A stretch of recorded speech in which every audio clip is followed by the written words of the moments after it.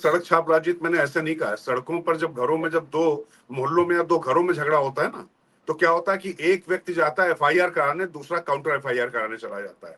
बिल्कुल। प्रियंका गांधी ने, मैं पूरी जिम्मेदारी के साथ कह रहा हूं कि प्रियंका गांधी ने जो बोला मल्लिकार्जुन खड़गे को लेकर कि उनको गिरा दिया गया, जबकि मल्लिकार्जुन खड़गे का बयान सुनिए, वो कह रहे हैं कि वहां पर भीड़ लगी थी और काफी शोर शराबा हो रहा था, तो मुझे ठीक नहीं लगा, तो मैं एक जगह बैठ गया।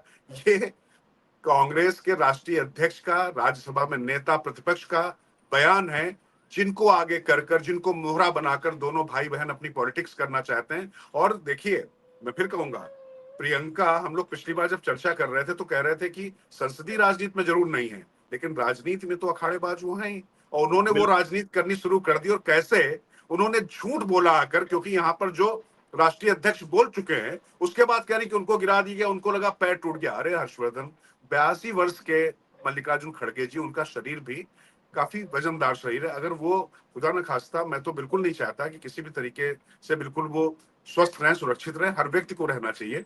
कैसे झूठी एफआईआर और काउंटर एफआईआर कराने की कोशिश की गई, और वो भी 4 बजे के बाद याद आता है, जब भारतीय जनता पार्टी के लोग पहुंच जाते हैं।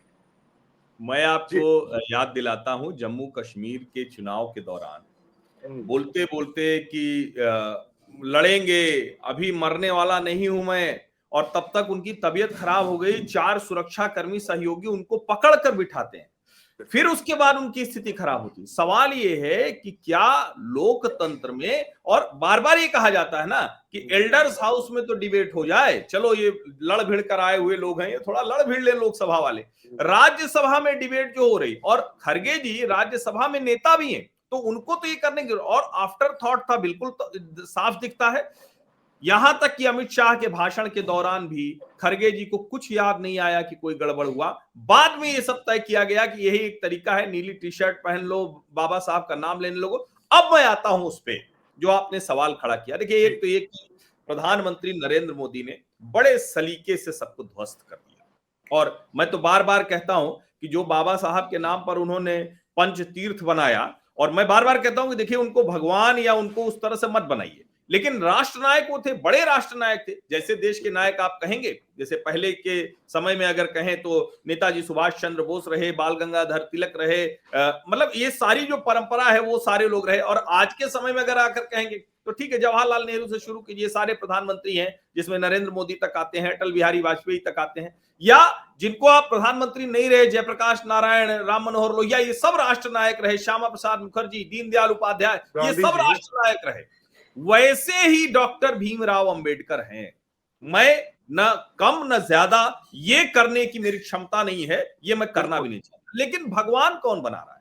जो लोग कहते हैं कि डॉक्टर भीमराव अंबेडकर ने भगवान के खिलाफ, भगवान की पूजा करने से मना कर दिया, मूर्ति पूजा के विरोधी, देश में भगवानों से भी ज्यादा मूर्ति अंबेडकर की लगा दी। उस मूर्ति पर किसको ऐतराज हुआ? किसी तथाकथित जो सवर्ण या किसी, उसको नहीं ऐतराज हुआ।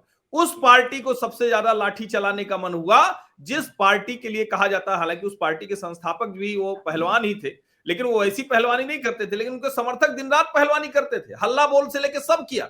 इस पूरी मानसिकता को समझिए।